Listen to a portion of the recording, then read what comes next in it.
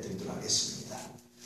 마태복음 28장 이제 예수님께서 부활하신 그런 모습들이 기록되어 있습니다. 자, 1절부터 5절 말씀까지 봉독하겠습니다. 교독합니다. 안식일이 다 지나고 안식 후 첫날이 되려는 새벽에 막달라 마리아와 다른 마리아가 무덤을 보려고 갔더니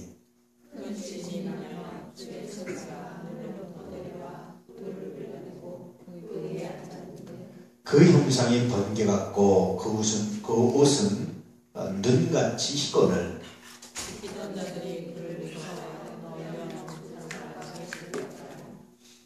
천사가 여자들에게 말하여 이르되 너희는 무서워하지 말라. 십자가에 못 박히신 예수를 너희가 찾는 줄을 내가 알아라. 안식 후 첫날 새벽입니다. 여러분 같으면 어떻게 하시겠어요? 여러분이 주님으로 믿고 따르던 분이 기적을 행하고 죽은 자를 살리고 다 하셨어요.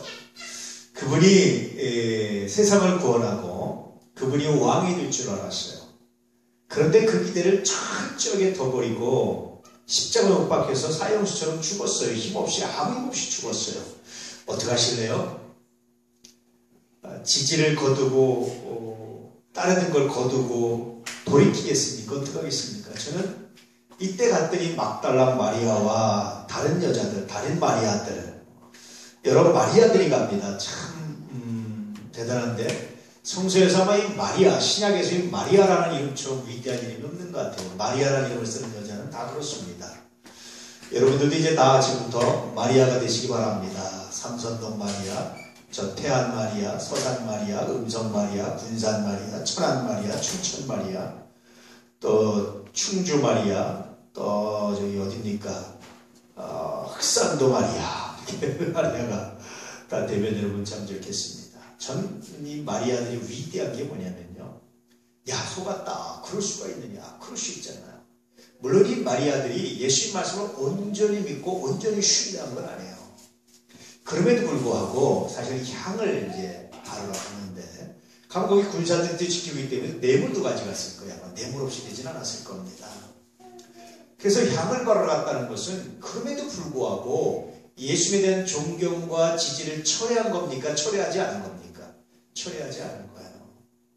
제가 믿음은 몇 가지가 있다고 그랬죠. 첫 번째 무슨 믿음이라고 그랬죠? 사실적 믿음이라고 그랬어요.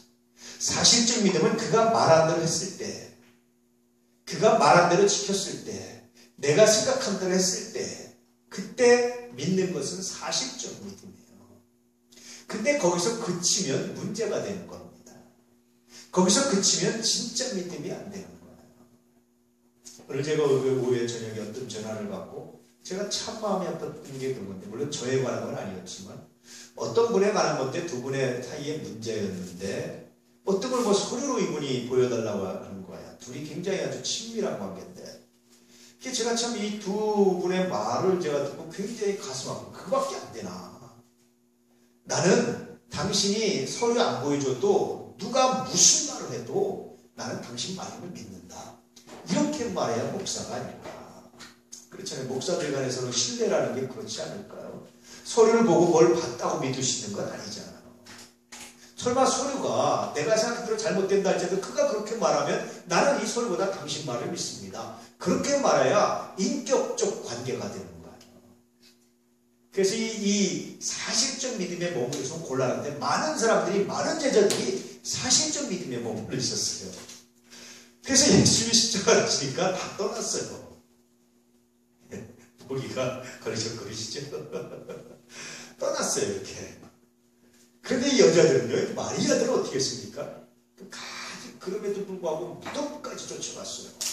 죽는 자리까지 쫓아가는 거예요. 여러분, 그런 믿음이 있으십니까? 무덤까지 갈 수 있습니까? 그가 내 기대를 철저히 저버렸는데도 불구하고 무덤까지 갈 수 있습니까? 경배하러 갔습니다. 향유를 바르러 갔습니다. 대단한 겁니다. 물론 예수님의 말씀을 온전히 믿지 그가 말씀하신 대로 살아날 것이다, 부활할 것이다, 이 말은 못 믿었어요. 그러나 그럼에도 불구하고 끝까지 그를 경배하고 무덤까지 쫓아갔던 것 위대하지 않습니까? 이 마리아들. 이 마리아들은 정말 박수 받아서 마땅하다 이런 생각이 들 때가 참 많죠. 여러분들 다 이런 마리아들이 되시기를 주의 이름으로 축복합니다.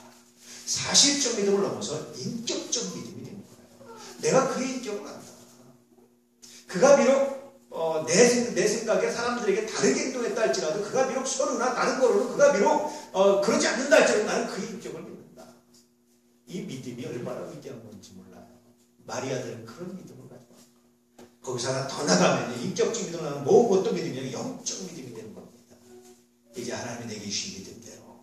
영적 믿음은 내가 갖는 믿음이 아니라 하나님이 주신 거예요. 성령께서 하나님이 내게 주신 믿음대로 내가 믿습니다. 내가 하나님을 믿으니 내가 그를 믿습니다. 그래서 예수님 뭐라 그럴까? 하나님을 믿으니 또 나를 믿으라. 이건 영적 믿음인 것 같아요. 사실적 믿음과 인격적 믿음은 나에게 관계된 것이라면, 영적 믿음은 철저히 하나님 때문에 믿는 거예요. 그 다음 단계는 그런 겁니다. 내가 그의 인격을 믿습니다 라는 게 인격적 믿음. 영적 믿음은 내가 하나님을 믿기 때문에 믿습니다. 이 내 눈에 증거가 안 보이고 내 눈에 이상하게 보이고 다르게 보인다 할지라도 내가 하나님을 믿기 때문에 믿습니다. 그래서 예수님이 뭐라고 하셨습니까? 아버지를 믿으니 또 나를 믿으라. 하나님을 믿으니 또 나를 믿으라. 그렇게 말씀하시고 영적 믿음으로 초대하고 있는 겁니다. 여러분, 이런 영적 믿음으로 자라갈 수 있기를 정말 축복합니다. 이런 여자들이 예수님의 부활의 첫 번째 목격자들이 되는 거예요. 놀랍지 않습니까? 자, 6절 말씀부터 10절 말씀까지 보도록 합니다. 그가 여기 계시지 않고 그 말씀하시던 대로 살아나셨느니라. 와서 그가 누우셨던 것을 보라.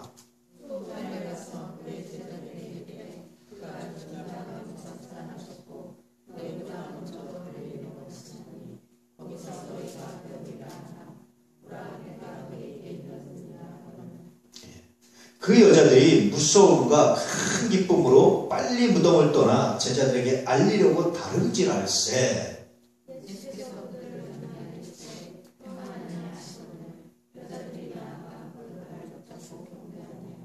이에 예수께서 이르시되 무서워하지 말라. 가서 내 형제들에게 갈릴리로 가라 하라. 거기서 나를 보리라 하시니라. 이 6절 말씀부터도 재밌어요. 그가 여기 계시지 않고 살아나셨다라는 말씀은, 살아나셨다라는 것은 원래 보면 수동태로 되어 있어요. 살리심을 받았느니라 라는 뜻입니다. 삼위일체 하나님이시잖아요. 예수님 하나님과 동등된 분이시잖아요. 예수님의 순종이 얼마나 놀라운 건 줄 아십니까?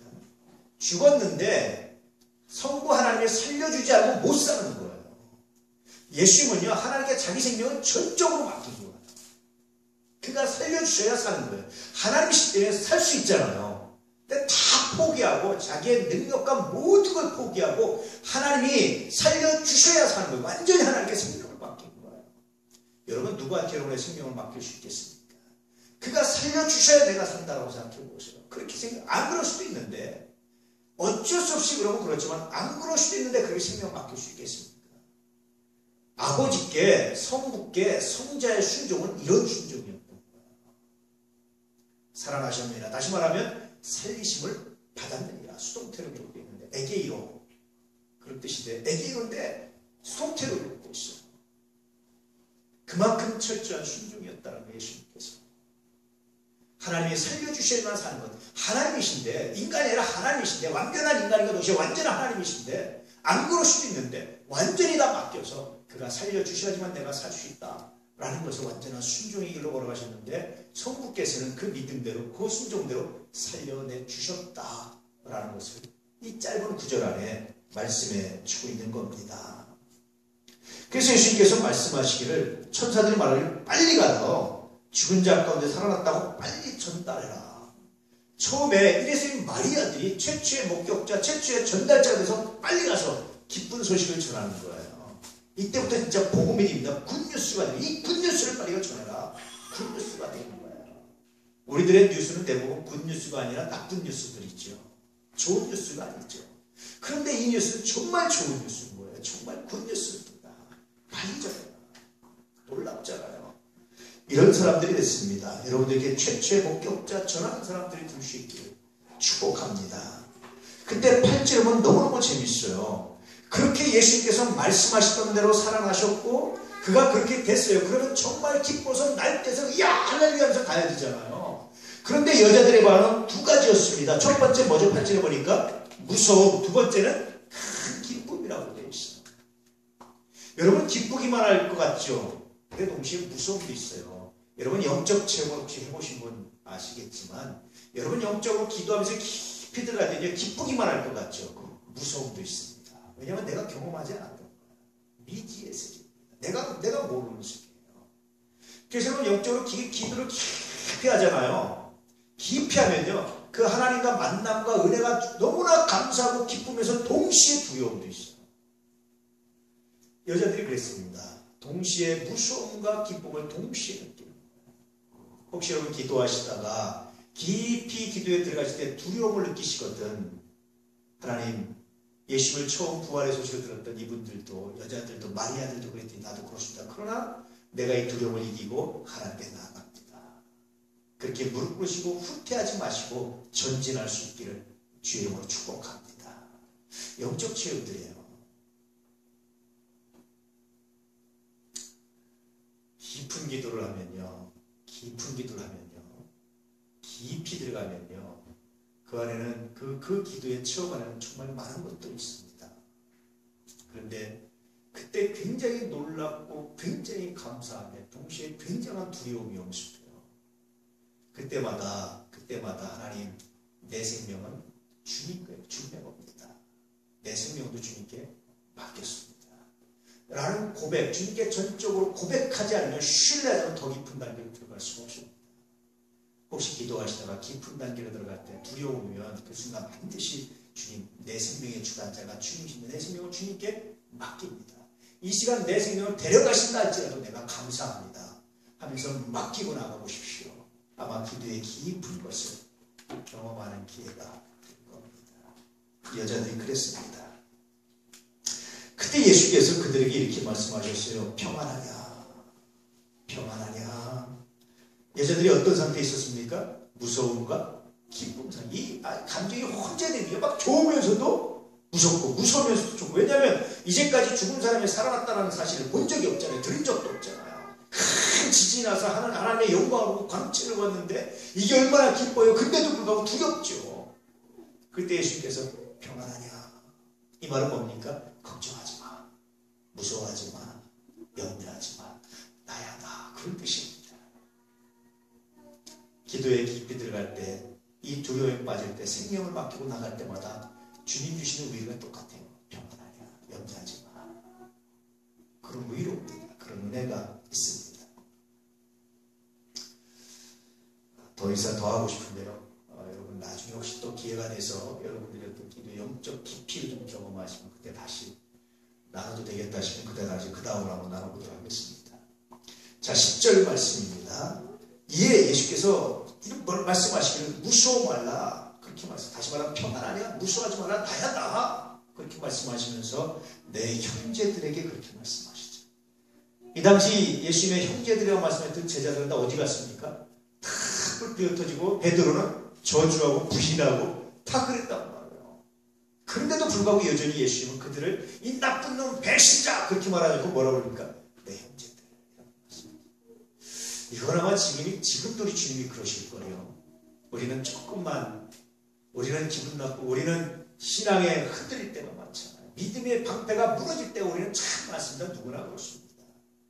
그럼에도 불구하고 저 여전히 주님은 제자 삼으시고, 여전히 주님은 변함없이 사랑해 주시고, 주님은 예나 지금이나 그렇습니다. 그래서 우리가 살아요. 그래서 제자들이 제자의 삶을 감당하셨듯이, 그래서 오늘도 우리가 예배 드릴 수 있습니다. 이게 주님의 은혜입니다. 왜 그러셨을까요? 너도 그와 같이 해. 너도 그와 같이 해. 우리는 누군가 돕고 누군가 이렇게 내가 최선을 도왔는데 그가 나한테 그만큼의 대가를 안 주면 서운하죠. 그래서 다시 무릎 꿇어 기도할 때 주님이 그런 명령을 하십니다. 너도 그래. 너도 그래. 그런 말씀. 제가 참 여러 번 모셨죠. 여주에 있는 우리 목사님, 제 선배 목사님. 참 제가 존경하고 좋아하는데 보면은 확실히 이 사랑은 내리사랑이다. 그런 생각이 들 때가 많아요. 그러니까 형처럼 그렇게 해주세요. 그래서 가만히 제가 보면 변함없이 어떤 인생은 가장 앞장서서 싸워주고 원수 안 돼도 되는데 나 때문에 원수가 돼서 싸워주시는 거예요. 나를 지켜주고 후배를 지키려고. 그래서 가만히 보면 참 감사하다. 그래서 후배들이 간혹가다 이렇게 하면은 나도 그 형이 나한테 해준 것처럼 그런 생각을 종종 합니다. 더 나아가서 주님이 나에게 한 것처럼. 할렐루야. 여러분 이 은혜를 깊이 간직할 수 있기를 주의 이름으로 축복합니다. 자, 11절 말씀부터 15절 말씀까지. 여자들이 갈 때 경비병 중 몇이 성에 들어가 모든 된 일을 대제사장들에게 알리니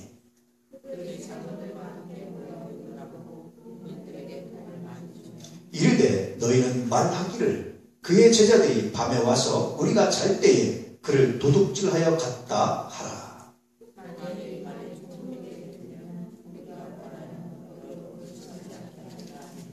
군인들이 돈을 받고 가르친 대로 하였으니 이 말이 오늘날까지 유대인 가운데 두루 퍼집니다. 오늘날까지는 언제입니까? 마태복음이 기록될 때까지.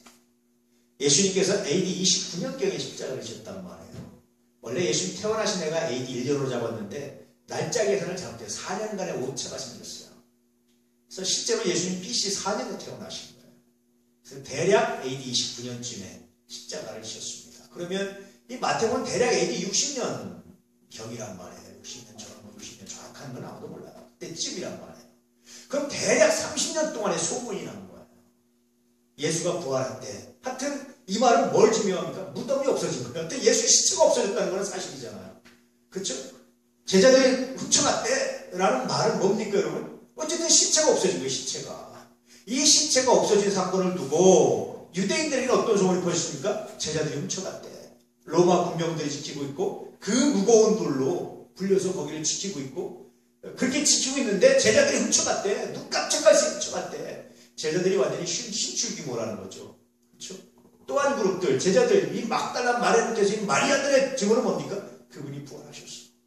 제자들도 부활한 걸 봤어요. 목격했어요. 500의 형제가 승천하는 걸 봤어요.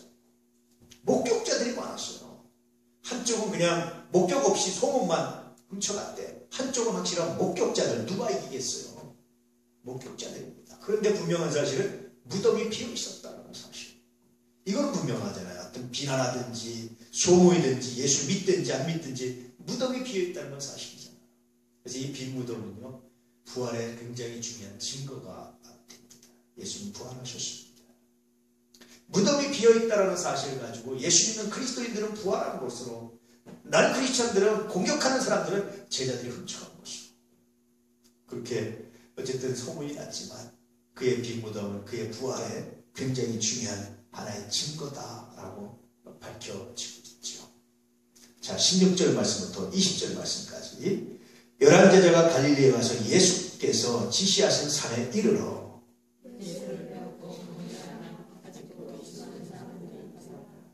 예수께서 나와 말씀하여 이르시되 하늘과 땅의 모든 권세를 내게 주셨으니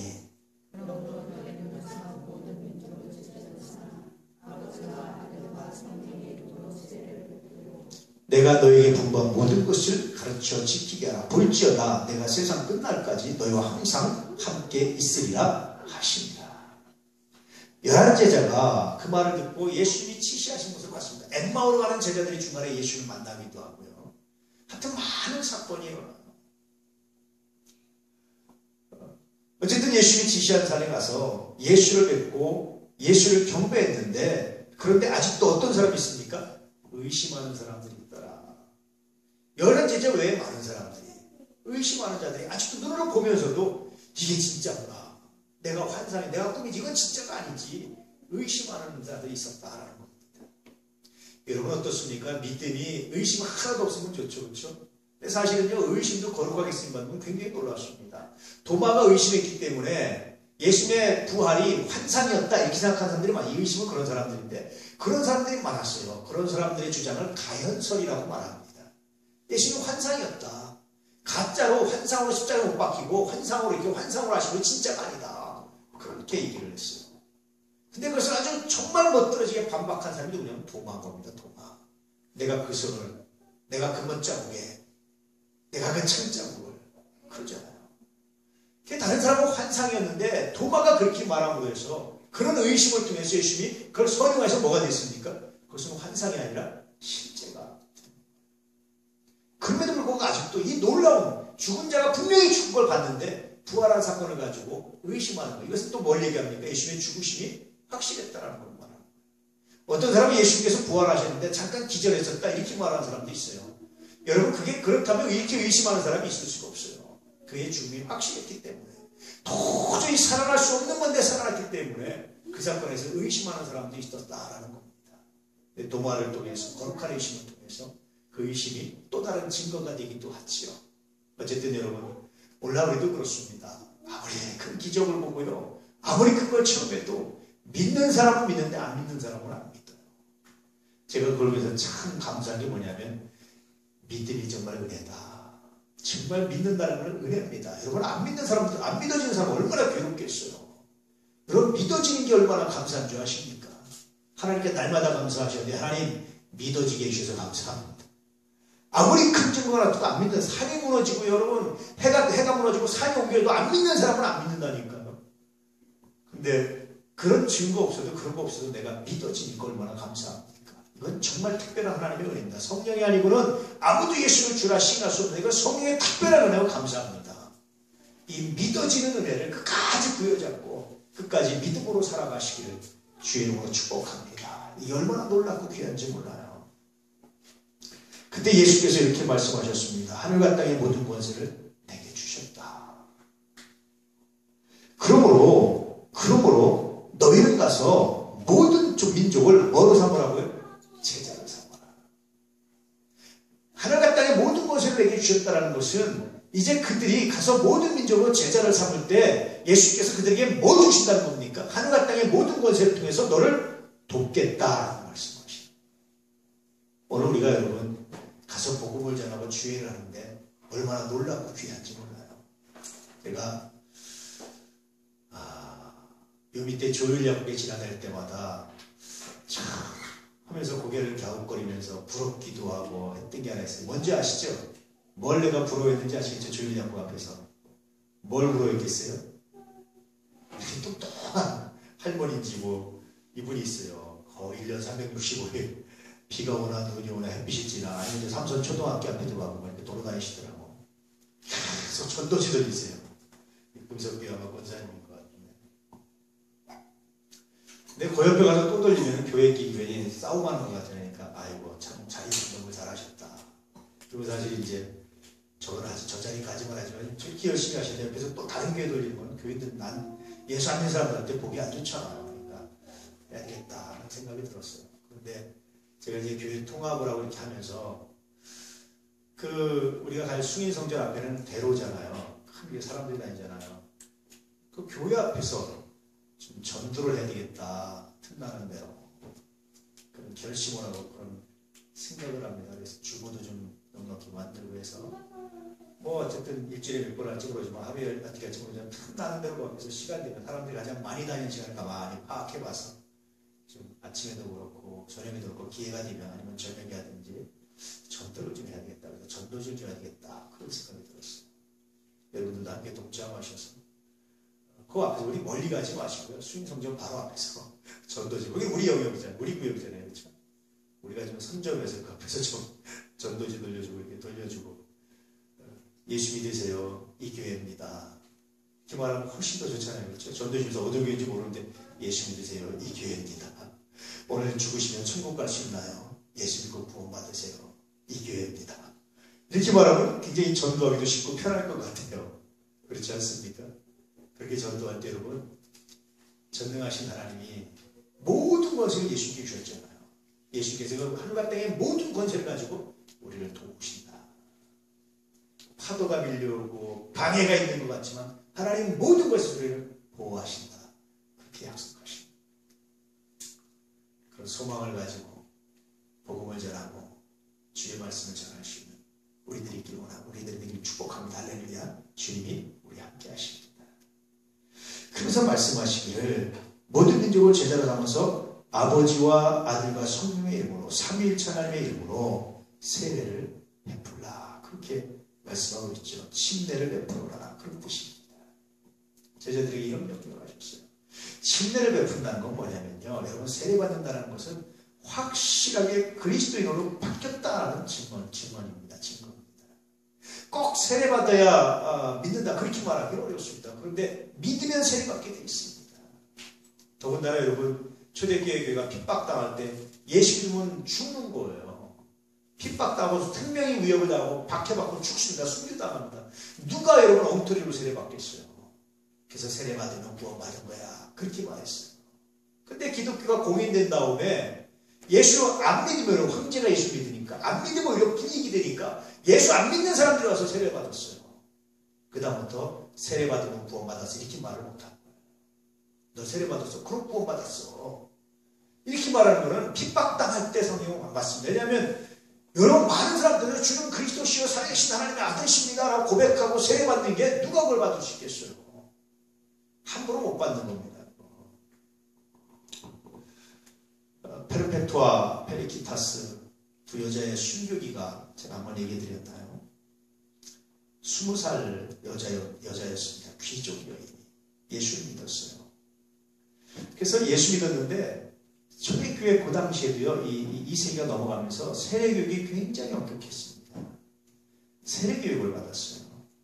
세례교육을 받는 중에 대박해가 일어났고 그때 검거돼서 붙잡혔어요. 남자 하인 3명은 먼저 사자밥이 되어버렸어요.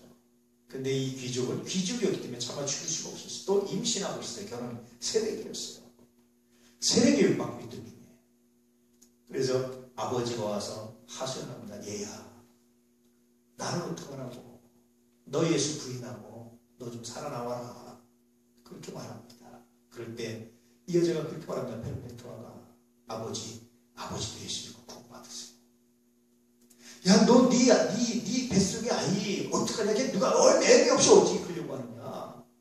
이 여자가 이렇게 말합니다. 아버지, 이 아이 내가 세상을 키우는 것보다 우리 주님이 더 잘 키워주리라고 믿습니다. 염려하지 마세요. 어떤 회의도 안 통해요. 그래서 출산하고 난 다음에 이 여자 하인과 원형 경기장으로 와서 사자밥이 되려고 들어갑니다. 로마에 원형 경기장을 여러분 꼭 이 사건을 이게 202년 사건인데요. 꼭 기억해 보세요. AD 200년에. 그때 로마의 원형 경기장에 가득 모였던 사람들이 이 두 여자가 이 사자밥이 되는 걸 보면서 사람들이 이제 그걸 구경하고 그래서 그게 아주 잔인했죠. 그런데 이 두 여자가 들어오는 광경에 갑자기 사람들이 오! 하고 입을 다문 거예요. 입을 못 벌어. 말을 못해 놀려가지고.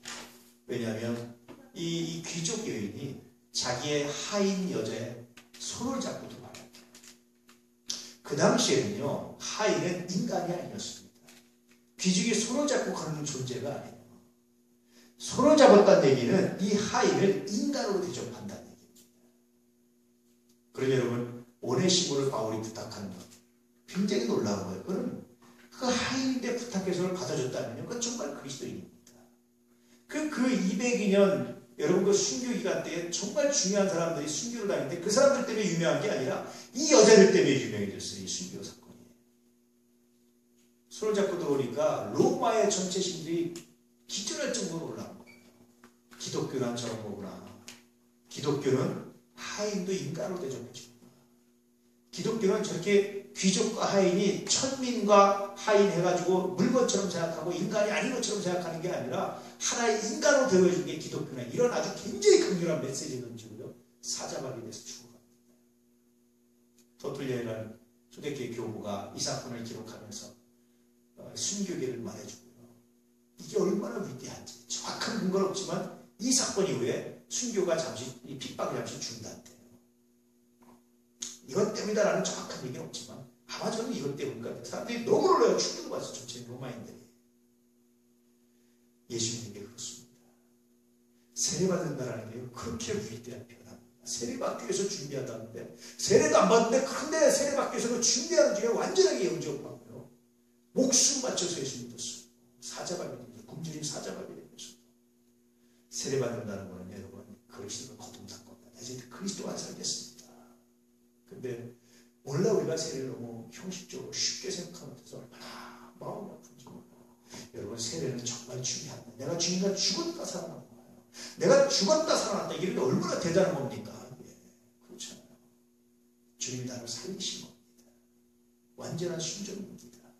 이 사건을 깊이 묵상하시기 바랍니다. 그래서 예수님께서는 뭐라고 말씀하셨냐면 세례주라고 말씀하십니다. 이게 신앙의 가장 중요한 하나의 사인입니다. 표시. 두 번째 뭘 얘기하시냐면 분부한 모든 것을 가르쳐. 내가 너한테 가르쳐준 것 그들에게 가르쳐라. 교육하라. 그래서 교회의 기능은요. 예배드리는 기능이 있고요. 그 다음에 가르치고 교육하는 기능이 있습니다. 그 다음에 선교하고 전도하는 기능. 그 다음에 교제. 교회들끼리 교제하는 것도 굉장히 중요해요. 사실은 우리가 주일날 식사하면요. 초대교회 때 이게 성찬식이 식사였어요. 애찬 식사였습니다. 제가 최근에 며칠 동안 고민하고 기도하면서 제가 앞으로 우리 교회는 식사라고 말하지 않고 성애찬식이다 이렇게 말을 해야 되겠어요. 성경에 보니까 그게 애찬이에요. 성찬.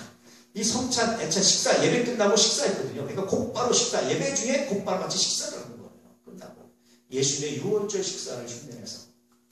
그래서 이 교회에서 식사는 그런 의미가 있는데, 다시 제가 재정립하면서 그런 의미가 있는데, 우리가 로마, 고린도 교회가 자기 가까운 사람들을 막 이렇게 밥을 퍼주고, 이렇게 막 퍼주고, 가까운 사람들 다 나눠주고, 그러니까 새신자들, 초신자들, 교회별로 그룹이 없는 사람들, 친한 사람이 없는 사람들이 밥 먹는 거 없는 걸 빵이 다 미리 앞에서 떼어놓고, 누구 흰집사 하나 떼어놔. 야, 이 집사 하나 저기 떼어놨다. 이렇게 크게 붙여놔가지고, 뭐하러니까 뒤에 있는 사람들이 먹을 게 없으니까 얼마나 창피해 교회 와서 다른 사람 먹고 있는데, 이 차별이잖아요. 그래서 바울에 의해서 새롭게 제정된 것이 뭐냐면, 성찬을 이렇게 의식화하는 조금씩 띄워주는 걸 만들었어요. 근데 본래 예수님께서 만드신 성찬은요, 밥을 나누는 거예요. 그래서 여러분, 제가 얘기하지만, 우리 어느 모임이나 어떤 기도나 연합회 갔을 때, 우리 이제 6월 28일 또 우리가 우리 중앙지와 연합집회라고 이제 저녁식사를 이런 기도를 할 건데, 그때도, 야, 김집사님 와, 내가 뚫을게. 이렇게 해서 맡아놓지 마십시오. 그런 거 하지 마세요. 우리 다 그리스도인 다 한 형제입니다. 그 순간. 할렐루야. 줄 세치게 것도 하지 마시고, 우리 거라고 미리 해놓지 마세요. 순서대로 주고, 좀 모자랄 같은 거 좀 기다렸다가, 내가 뭐 기다렸다가 모자라면 반 딱 해서 나눠 먹자.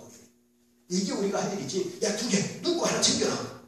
여러분, 이런 거 하지 마셔요. 나누면, 그럼 모자라면 내 거 좀 기다렸다가 나눠서 주고, 우리 나눠 먹자. 나눠주면 되는 거지. 한 끼 안 먹는다고 어디 뭐 어떻게 되지 않습니다. 그렇잖아요. 그래서 사실은 이런 걸 보면서 이렇게 이것 때문에 성찬이 우리가 지금 하는 것처럼 바뀌었어요. 근데 우리가 그렇게 예배 성찬 바뀌었기 때문에 이렇게 하지만, 그러나 예배 끝나고 하는 식사를 우리가 애찬, 성애찬, 성찬식만큼 중요한 것을 우리가 나누면 참 좋겠다. 그래서 빵을 예수님이 떡을 떼어주셨듯이 빵을 이렇게 하나 이렇게 집어넣어 떼어서 하지만, 그때는 한 무대는 그렇게 조금씩 본인들이 퍼가는 것도 참 좋겠다. 아니면 이 목사가 서가지고 이렇게 밥을 이렇게 하나씩 퍼주는 것도 애찬에 굉장히 중요한 의미가 있겠다. 그래서 내가 앞으로 밥퍼 목사가 최일도 목사인데, 교회에서 내가 밥퍼 목사가 뭐 대볼까 뭐 그런 고민도 그렇습니다. 굉장히 중요해요. 이런 것들을 가르치라. 이런 것들을 통해서 우리가 그리스도인으로서 살아가는 방법, 살아가는 삶들을 회복하라. 그렇게 말씀하시죠. 제가 굉장히 많은 고민을 하다가 최근에 정리를 했습니다. 애찬을 회복해야겠다. 이런 정리를 했어요. 사실. 그런 말씀을 드립니다. 어쨌든 예수님께서 그렇게 말씀하시면서 내가 세상 끝날까지 너희와 항상 함께 있을 것이다. 굉장히 놀라운 말씀을 하셨습니다. 내가 항상 너희와 함께 할 것이다. 하지 마. 어떤 상황에서도 사자가 밑에도 어떤 학교에서 너희가 복음을 전하고 가르칠 때마다 내가 너와 함께 할 거야. 말씀하십니다.